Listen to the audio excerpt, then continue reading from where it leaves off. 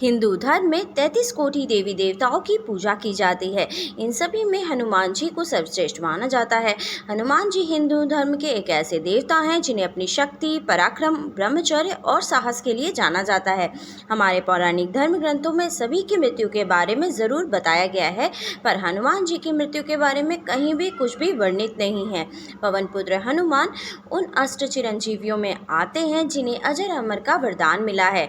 कहा जाता है कि राम भक्त हनुमान कलयुग के अंत तक इस धरती पर जीवित रहेंगे और वो इस समय भी किसी न किसी पहाड़ी पर बैठकर राम नाम का जप कर ही रहे होंगे। लेकिन प्रश्न ये है कि क्या वाकई में हनुमान जी आज भी जीवित हैं, और आखिर वो राक्षसी कौन थी जो हनुमान जी को देखते ही एक नजर में उनसे प्रेम कर बैठी, इसकी सबसे पहली जलपरी कहलाई।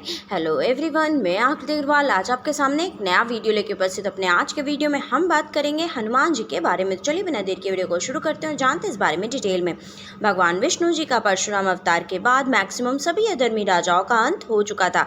इन अधर्मी राजाओं के अंत के बाद धरती का संतुलन बनाए रखने के लिए हमें एक ऐसे राजा की आवश्यकता थी जो कि प्रजा के मन में युगों युगों तक याद किया जाए। तो फिर इसी आवश्यकता की पूर्ति करने के लिए भगवान विष्णु जी ने राम अवतार लिया था। और अब यदि बात करें उस परी के बारे में जिसने हनुमान जी को देखकर पहली नज़र में ही प्रेम कर बैठी, तो बात उस समय की है जब हनुमान जी पहली बार अशोक वाटिका में सीता मैया के दर्शन कर लंका दहन करके वापस लौट आए थे। तब श्री राम जी की वानर सेना लंका तक पहुँचने के लिए पुल का निर्माण कर रही थी। आपको बता दें कि कई जगहों पर यह बताया गया है कि राम सेतु पुल का निर्माण केवल 5 दिनों में ही कर दिया गया था, लेकिन इस पुल के निर्माण के दौरान ही एक कांड भी हो रहा था। दरअसल एक स्वर्णमचा नामक जलपरी थी जो कि रावण की सेविका हुआ करती थी। रावण के कहने पर वह जलपरी पत्थरों से निर्माण किए जा रहे राम सेतु पुल के पत्थरों को रात्रि के समय एक एक करके गायब कर दे रही थी। ये घटना करीब 3 दिनों तक चलती रही। पहली बार तो पुल के निर्माण में इस्तेमाल किए गए पत्थर आखिर कैसे गायब हो जा रहे हैं, वानर सेना को ये भी समझ में नहीं आ रहा था।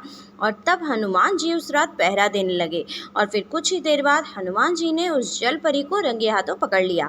आपको बता दें कि आज के समय में यदि कोई गलत काम करे तो और पकड़ा जाए तो वो डर के मारे कांपने लगता है, पर उस समय जब हनुमान जी ने उस जलपरी को रंगे हाथों पकड़ा तो यहाँ कुछ अलग ही हो गया। दरअसल जलपरी हनुमान जी से तनिक भी नहीं डरी, और तो और हनुमान जी के दिव्य और विशाल रूप पर इतना मोहित हो गई कि हनुमान जी से प्रेम ही कर बैठी। अब हनुमान जी तो ठहरे बाल ब्रह्मचारी, उनके कण कण में केवल श्री राम और सीता मैया के प्रति भक्ति का प्रेम ही झलकता है। दरअसल स्वर्णमचा जलपरी ने हनुमान जी के दिव्य रूप से प्रेम किया, तो फिर हनुमान जी के समझाने के बाद उस जलपरी ने फिर से दोबारा पुल के निर्माण में किसी भी प्रकार की बाधा उत्पन्न नहीं की। ये कथा हमें थाईलैंड और कम्बोडियन वर्जन रामायण में भी देखने को मिलती है, और इस स्वर्णमचा जलपरी की तस्वीर को आज भी कम्बोडिया और थाईलैंड देश के कई सारे घरों में देखा जा सकता है। वे लोग इस स्वर्णमचा जलपरी की तस्वीर इसलिए रखते हैं क्योंकि वे इसे शुभ मानते हैं। आपको बता दें कि यही वो इतिहास की पहली जलपरी थी जिसके बारे में रामायण जैसे पवित्र ग्रंथ में भी बताया गया है। अगर बात करें कि रामायण के बाद हनुमान जी कहाँ गए, तो इस विषय में तुलसीदास जी कहते हैं कि यत्र तत्र रघुनाथ कीर्तन तत्र कृतमस्ताकांजलि, यानी कि कलयुग में जहाँ जहाँ भगवान श्री राम की कथा और कीर्तन होगा वहीं वहीं हनुमान जी गुप्त रूप से विराजमान हो जाएंगे। यदि कोई मनुष्य पुण्य श्रद्धा से इनका आवाहन कर ले तो तुलसीदास जी की ही तरह वह भी हनुमान जी और श्री राम के दर्शन कर सकता है। हनुमान जी के जीवित होने के प्रमाण समय समय पर मिलते रहे हैं, जो इस बात को प्रमाणित करते हैं कि हनुमान जी आज भी धरती पर हैं। और 16वीं सदी के महान संत कवि तुलसीदास जी को हनुमान जी की कृपा से ही राम जी के दर्शन हुए थे। आपको बता दें कि उस समय हमारा भारत देश काफ़ी बड़ा हुआ करता था, तो श्री राम जी के देह त्याग देने के बाद हनुमान जी प्रभु श्री राम की यादों में अयोध्या छोड़कर दक्षिण भारत की ओर निकल पड़े और वे कई वर्षों तक ऋषिमुख पर्वत पर तपस्या कर रहे थे। हनुमान जी को यह स्थान अत्यंत प्रिय था क्योंकि इस जगह पर पहली बार वे श्री राम जी और लक्ष्मण जी से मिले थे, और फिर इसके बाद वे गंधमादन पर्वत जो कि हिमालय की पहाड़ियों में स्थित है वे वहां चले गए। उसके बाद जब द्वापर युग आया तब उस समय हनुमान जी ने भीम और अर्जुन का घमंड कैसे तोड़ा, इस कथा के बारे में तो हम सब कुछ जानते ही हैं। इसके बाद श्री कृष्ण और राधा रानी और बलराम दाऊ ने त्रेता युग में हनुमान जी को दिए एक वचन के मुताबिक एक बार फिर से श्री राम, सीता मैया और लक्ष्मण के रूप में प्रकट होकर हनुमान जी के दर्शन किए। इसके बाद हनुमान जी के बारे में कई सारे देशों में प्रचलित कथाएं देखने को मिलती हैं, जैसे कि चाइना में मंकी किंग नाम से एक कथा प्रचलित है, और ऐसे ही कंबोडिया, थाईलैंड, वियतनाम और अमेरिका की मुख्य माया सभ्यता जो कि हजारों साल पुरानी है, वे भी हनुमान जी की ही तरह आकृति वाली मूर्ति की पूजा करते हैं। और श्रीलंका के पेद्रू पर्वत के जंगलों के बीच एक ऐसा कबीला रहता है जिसे मातंग कबीला के नाम से जाना जाता है।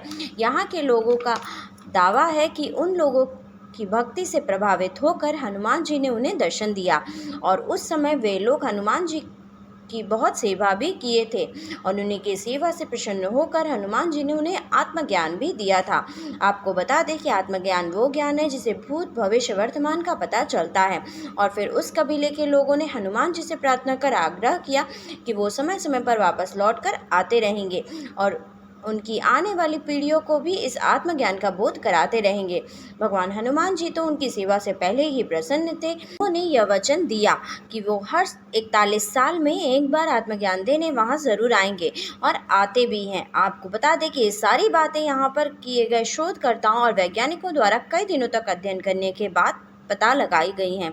हमारे भारत देश में कई सारे महान लोगों ने हनुमान जी के दर्शन करने की बात भी कही है, जिनमें ऋषि माधवाचार्य, गोस्वामी तुलसीदास, स्वामी रामदास जैसे महापुरुष शामिल हैं।